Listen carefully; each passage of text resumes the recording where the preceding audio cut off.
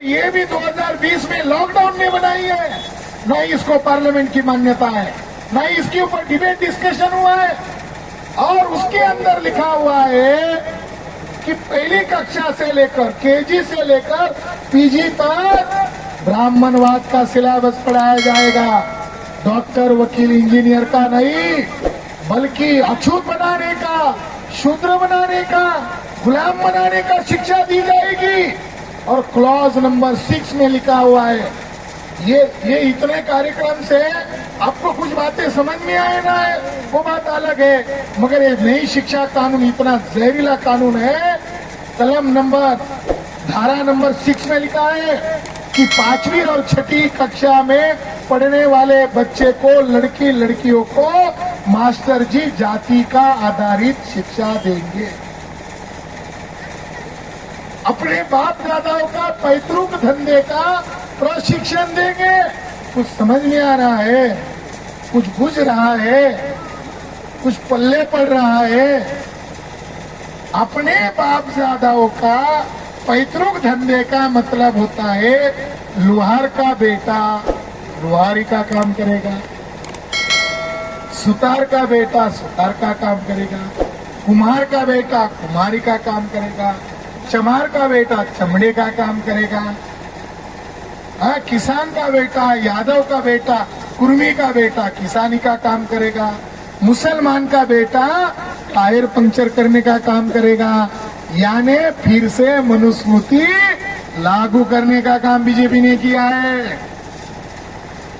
ये बात मास्टर जी भी नहीं बता रहे।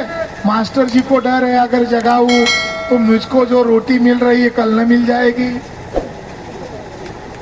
मास्टर जी को भी डर लग रहा है। लोगों को सड़क पर आना होगा। आपको जो मान, सम्मान, स्वाभिमान संविधान ने दिया है, उसको दरकिनार करते हुए न्यू एजुकेशन पॉलिसी बनाई गई है। ऐसे कानून को तो जेल में, ऐसे कानून को सड़क पर जलाना चाहिए और माँ बाप को गर्व से जेल में जाना चाहिए, क्योंकि इस कानून से मेरा बेटा गुलाम बनने वाला है। और मेरे ऊपर जो ब्राह्मणवादी लोगों ने अत्याचार किया था, एक कानूनन उसको मान्यता दे रहे, इसको जलाना चाहिए। मगर जलाने के पहले जगाना तो चाहिए। क्यों जला रहे साथियों? आज रेप नहीं हो रहा है, आज क्या हो रहा है? गैंग रेप हो रहा है। पहले रेप होता था, अब गैंग रेप हो रहा है। बेटी पढ़ाओ बेटी बचाओ हो रहा है, अब गैंग रेप हो रहा है। इसका मतलब ये है कि भारत की महिला सुरक्षित नहीं है, भारत के शेड्यूल कास्ट के लोग सुरक्षित नहीं है, ओबीसी सुरक्षित नहीं है, मुसलमान सुरक्षित नहीं है, आदिवासी देखो, मणिपुर में नंगा करके पीटा एक आर्मी मैन की पत्नी को। अरे वो कोई बाहरी औरत नहीं है, जिसका पति मिलिट्री मैन है, उसकी औरत को मणिपुर में नंगा किया गया, रेप किया गया। और महिलाओं के यहाँ शब्द ऐसे है कि बोल नहीं सकता, उनका शोषण करके उनका परेड करवाया गया। कि ये बेटी पढ़ाओ बेटी बचाओ ये सम्मान है? मिनटों में बलात्कार होता है। तो ये जो देश का सत्यानाश हो रहा है, ये इलेक्ट्रॉनिक वोटिंग मशीन से हो रहा है। केवल ये धर्म क्या है? ये सारे पाप छुपाने का जरिया है। ये धर्म का नाटक क्या है? ये धार्मिक लोग नहीं है। अगर ये धार्मिक होते तो इतना षड्यंत्र क्यों करते? ये धर्म के आदमी ये पाप छुपा रहे हैं, ये मूलभूत मुद्दा है। और उनको लग रहा है कि आम लोगों को ये समझ में नहीं आएगा। आम लोग बोल रहे हैं मंदिर से क्या हमको रोटी मिलने वाला है क्या? बच्चे बोल रहे हैं क्या हमको जॉब मिलने वाला है क्या? तो इसीलिए साथियों, हमें लोगों को जगाने का काम करना होगा। और जगाने का काम मतलब हथियार उठाना नहीं है, बोलना है।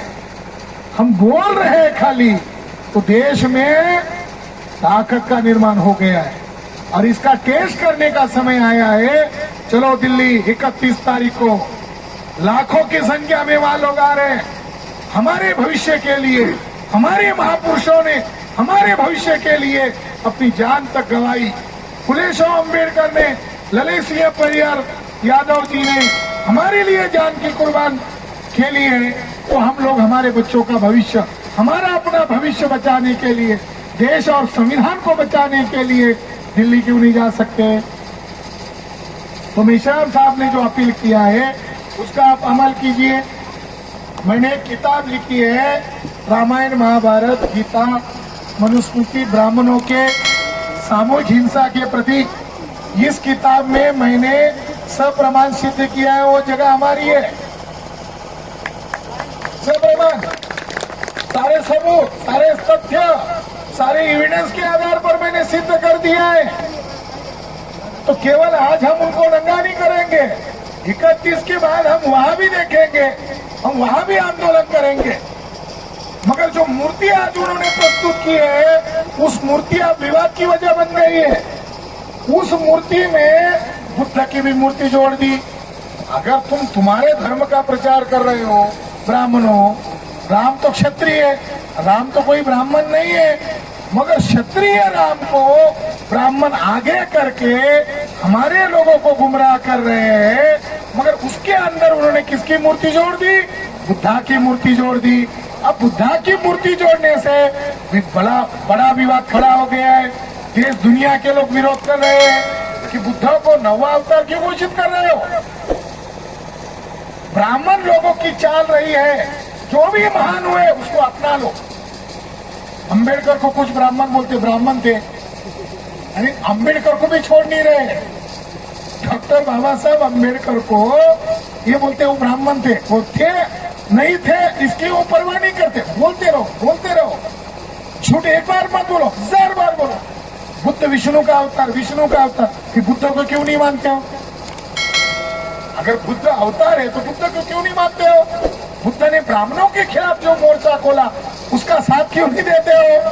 तो साथियों, उन्होंने बुद्धिस्ट परंपराओं को हाईजैक करने के लिए, बौद्ध कल्चर को नष्ट करने के लिए मोहन भागवत के द्वारा ये षड्यंत्र किया जा रहा है। इसका हम विरोध करते। बुद्ध हमारे